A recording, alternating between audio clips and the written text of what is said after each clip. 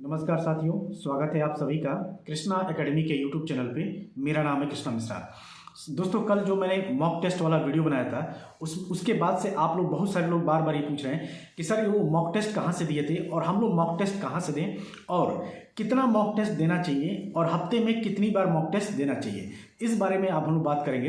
तो देखिए, mock test देना जरूरी क्यों होता है? तो मॉक टेस्ट देने से हमें ये पता चलता है कि हमारा कौन सा पोर्शन कमजोर है। हमारा इंग्लिश कमजोर हो रहा है कि हमारा मैथ कमजोर हो रहा है कि हम सीडीपी में कम नंबर ला पा रहे हैं या सीडीपी में हमें कितना इंप्रूवमेंट की जरूरत है, हमने जो पढ़ा मुझे कितना आता है, इसके लिए मॉक टेस्ट देना जरूरी होता है। ठीक है, और मॉक टेस्ट आप कहीं से भी दे सकते हैं। मैंने आपको बहुत पहले ही बताया था कि टेक्स्ट बुक ऐप होता है, वो आप अपने पीसी पे और अपने मोबाइल पे डाउनलोड करके आप टेक्स्ट बुक का मॉक टेस्ट दे सकते हैं। लेकिन आप लोग कोशिश करिएगा कि जो भी आप लोग मॉक टेस्ट दीजिएगा वो अपने कंप्यूटर पे ही दीजिएगा। क्यों? कंप्यूटर पे या लैपटॉप पे। और लैपटॉप भी अगर आपके पास है तो एक माउस, ऐसा माउस आपके पास जरूर होना चाहिए। इस माउस के सहारे आपको मॉक टेस्ट देना है। क्यों? क्योंकि जब आप पेपर देने जाओगे ना तो इसी माउस से आपको काम करना पड़ेगा। ठीक है, यही माउस आपका पेपर में काम आएगा।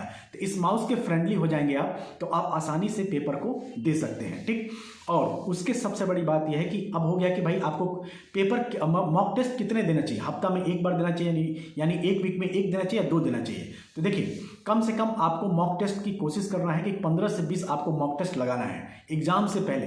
अगर आपका एग्जाम 15 मार्च में होता है या फरवरी लास्ट में होता है तो आप 15, अगर आप सोचेंगे कि आपके पास 15 वीक तो है नहीं कि आप हफ्ते में एक देंगे मॉक टेस्ट, तो आपको हफ्ते में दो मॉक टेस्ट देना पड़ेगा। ठीक है, यानी कि आप हफ्ते का 2 दिन फिक्स कर लीजिए कि या तो हम वेडनेसडे को देंगे और संडे को देंगे, यानी वेडनेसडे और संडे को आप मॉक टेस्ट दीजिए, बाकी दिन अपनी पढ़ाई करिए। और पूरा फुल मॉक टेस्ट 180 नंबर का 3 घंटे का अच्छे से अपने लैपटॉप या सिस्टम पे बैठ के और इस माउस के सहारे आपको मॉक टेस्ट देना है। ये आपके लिए ज़्यादा बेनिफिशियल होगा, क्योंकि मॉक टेस्ट देने से बहुत सारे फायदे होते हैं। एक तो अपनी कमजोरी पता चलता है, उसके बाद से ये पता चलता है कि हमें कहाँ पे मेहनत करना है, किस सब्जेक्ट पे ज़्यादा ध्यान देना है और हमने कितना पढ़ा और कितना मुझे याद है, इसका भी एक एनालिसिस आपको मिल जाता है। ठीक है, और मॉक टेस्ट का नंबर ये डिसाइड नहीं करता कि आपका सिलेक्शन होगा कि नहीं। अगर आपका कम भी नंबर आ रहा है, ज़्यादा भी नंबर आ रहा है, तो बहुत खुश होने की जरूरत नहीं है, क्योंकि एक्चुअल में क्या होगा, एक्चुअल जब आप केवीएस का एग्जाम देने जाओगे तो आपका वहाँ पे नंबर थोड़ा सा कम ही आएगा।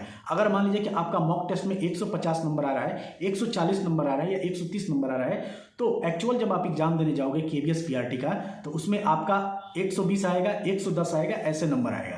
तो अगर 130 आ रहा है तो आप मान के चले कि आपका एग्जाम जब केवीएस पीआरटी देने जाओगे तो आपका 110 या 115 नंबर ही आने वाला है। तो इस तरीके से आप जितना भी आपका मॉक टेस्ट में जितना नंबर आ रहा है उससे आप क्या करिए, उससे आप 15-20 नंबर अपना कम कर लीजिए कि केवीएस पीआरटी में हमारा इतना नंबर आएगा। और केवीएस पीआरटी में अगर आपको सिलेक्शन लेना है केवीएस पीआरटी में, तो कम से कम टारगेट आपको 140 से 150 के बीच में लेके चलना है। अगर केवीएस में आपका 140 नंबर और 150 नंबर आता है तभी आप रिटन एग्जाम क्वालिफाई कर पाओगे, या उसके बाद से फाइनल इंटरव्यू में अगर आपका थोड़ा सा नंबर कम भी रहेगा या फाइनल इंटरव्यू आपका अच्छा सा नहीं भी जाएगा तो भी आप अच्छे से सिलेक्शन पा सकोगे।